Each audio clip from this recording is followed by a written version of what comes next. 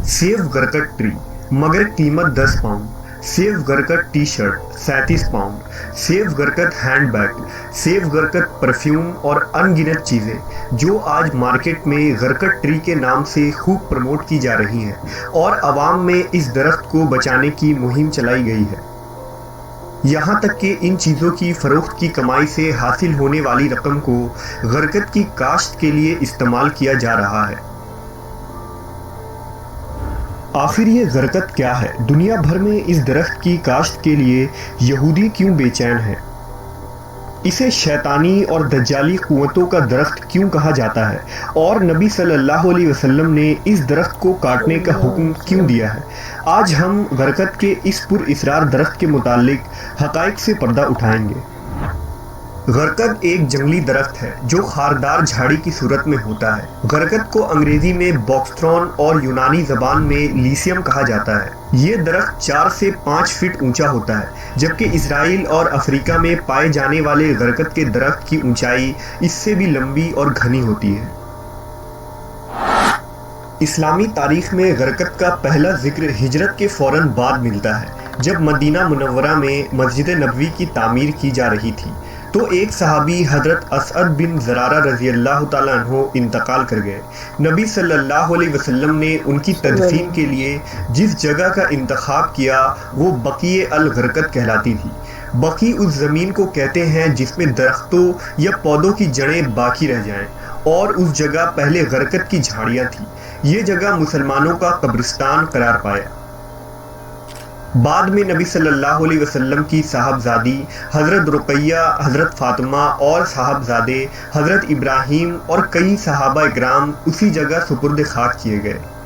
जब मुसलमानों ने किला खैबर फतह किया तो यहूदियों ने खैबर में भी इस दरख्त को लगा रखा था। नबी सल्लल्लाहु अलैहि वसल्लम ने फतह खैबर के बाद इन दरख्तों को काट देने का हुक्म दिया था। हज़रत उमर के दौरे खिलाफत में यहूदियों को अरब से निकालकर इराक और शाम में बसा दिया गया और खैबर के ज़मीनों के बदले उन्हें दूसरे मकामात पर ज़मीनें दे दी गई। हज़रत उमर के दौरे खिलाफत के आखिरी ज़माने तक इस दरख्त का अरब से मुकम्मल सफाया हो गया था, लेकिन फिर बाद में आने वाले खलीफा और बादशाहों ने यहूदियों को उन मकामात पर गरकत की काश्त करवाने की इजाज़त दे दी जहाँ वो आबाद थे। अब सवाल ये उठता है कि नबी सल्लल्लाहु अलैहि वसल्लम ने खुसूसन गरकत को काटने का हुक्म क्यों दिया था, जबकि कुरान और हदीस में शजरकारी यानी पेड़ पौधे लगाने को सदक़ा जारिया करार दिया गया है। सही बुखारी की रिवायत के मुताबिक रसूलुल्लाह सल्लल्लाहु अलैहि वसल्लम ने फरमाया, जो मुसलमान भी दरख्त लगाए या खेती बाड़ी करे और उसमें परिंदे, इंसान और जानवर खा लें तो वो उसके लिए सदका है। इसके अलावा जंग के दौरान नबी सल्लल्लाहु अलैहि वसल्लम ने सिपाहियों को ये तंबीह की थी कि रास्ते में किसी भी पेड़ या खेत खलियान को ना काटा जाए और ना नुकसान पहुंचाया जाए। शजरकारी की इतनी फजीलत होने के बावजूद आप सल्लल्लाहु अलैहि वसल्लम ने गरकत के दरख्त को काटने का हुक्म आखिर क्यों दिया था? दरअसल ये दरख्त यहूदियों का पासबान है और क़र्ब क़यामत में इस दरख्त का एक अहम रोल होगा। लिहाजा हज़रत अबू हुरैरा से रिवायत है कि रसूलुल्लाह सल्लल्लाहु अलैहि वसल्लम ने फरमाया, क़यामत कायम न होगी यहाँ तक कि मुसलमान यहूदियों से जंग करेंगे और मुसलमान उन्हें कत्ल करेंगे। यहाँ तक कि यहूदी पत्थर या दरख्त के पीछे छुपेंगे तो पत्थर या दरख्त कहेगा कि ए मुसलमान, ए अब्दुल्ला, ये यहूदी मेरे पीछे है, आओ और इसे कत्ल कर दो, सिवाय शजर गरकत के, क्योंकि वो यहूद के दरख्तों में से एक दरख्त है। यही वजह है कि मुफस्सरीन ने शजर गरकत को शजर यहूद और गोंगा दरख्त और दज्जाल का साथी भी करार दिया है। इस दरख्त को ईसाई किताबों में खासकर इंजील में शैतानी कुव्वतों का दरख्त भी कहा जाता है।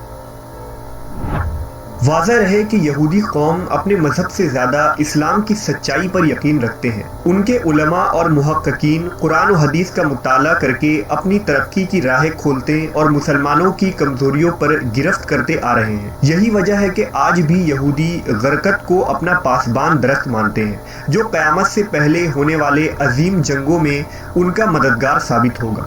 यहूदियों को आखिरी नबी हज़रत मोहम्मद सल्लल्लाहु अलैहि वसल्लम के ज़बान मुबारक से निकलने वाले हर लफ्ज़ की सच्चाई पर मुकम्मल यकीन है। इस बात का सबसे बड़ा सबूत यह ہے کہ آج یہودی غرقت کے کاشت پر لگے ہوئے ہیں۔ اسرائیلی حکومت پچھلے 40 سالوں سے غرقت کی شجرکاری یعنی پلانٹیشن میں مصروف ہے۔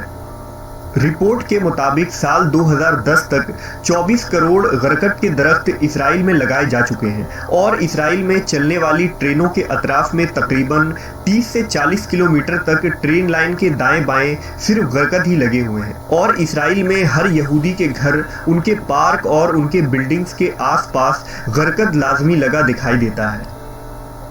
فلسطینی علماء اکرام کا کہنا ہے کہ بالخصوص اسرائیل میں بڑے پیمانے پر غرقت لگا کر یہودیوں نے نبی صلی اللہ علیہ وسلم کی پیشن گوئی کا وقت قریب کر دیا ہے۔ خیبر میں شکست کھانے کے بعد سے اب تک ان کے پاس نہ کوئی ملک تھا اور نہ ہی فوج، لیکن 20ویں صدی میں انہوں نے پہلی بار فلسطین پر قبضہ کر کے اسرائیل کی بنیاد رکھی، لہٰذا اب وہ اپنے رہائشی علاقے میں اس درخت کو خوب کاشت کر رہے ہیں، کیونکہ دجال کا خاتمہ بھی بیت المقدس میں ہونا ہے اور یروشلم شہر قرب قیامت میں جنگوں کا مرکز ہوگا، اس لیے یہودیوں کو اس درخت کی شدید ضرورت انہی علاقوں میں ہے۔ مارکیٹ میں آج غرقت کو مزید مشہور کرنے اور عام کرنے کے لیے غرقت کے درخت والے تصویر کی ٹی شرٹ، ٹوپیاں، پرفیومز، بیگ اور دیگر چیزیں فروخت کی جا رہی ہیں۔ اگر اس ٹی شرٹ کو غور سے دیکھیں تو اس میں ایک مرد اور ایک عورت غرقت درخت کے پیچھے چھپے ہوئے نظر آ رہے ہیں، جو اس تھیوری کو اور بھی زیادہ مضبوط بنا دیتی ہے کہ غرقت کو آخر انٹرنیشنل لیول پر کیوں پروموٹ کیا جا رہا ہے، اور یہودی نبی صلی اللہ علیہ وسلم کی حدیث سے کتنی واقفیت رکھتے ہیں۔ جوز نیشنل فنڈ میں آنے والے ان تمام رقم کو غرقت کے درخت لگانے پر استعمال کیا جاتا ہے۔ اس تنظیم کا مقصد ہی دنیا بھر سے چندہ جمع کر کے ان سب رقم کو درخت لگانے پر صرف کرنا ہے۔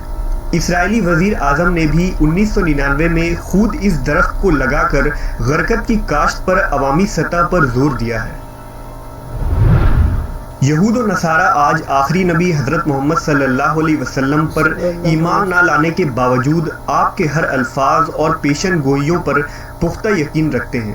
بحیثیت مسلمان ہمیں آج خود کا محاسبہ کرنا چاہیے کہ کیا ہم آج خود کو محمد صلی اللہ علیہ وسلم کے امتی کہلوانے کے باوجود آپ کے تعلیمات پر عمل پیرا ہیں؟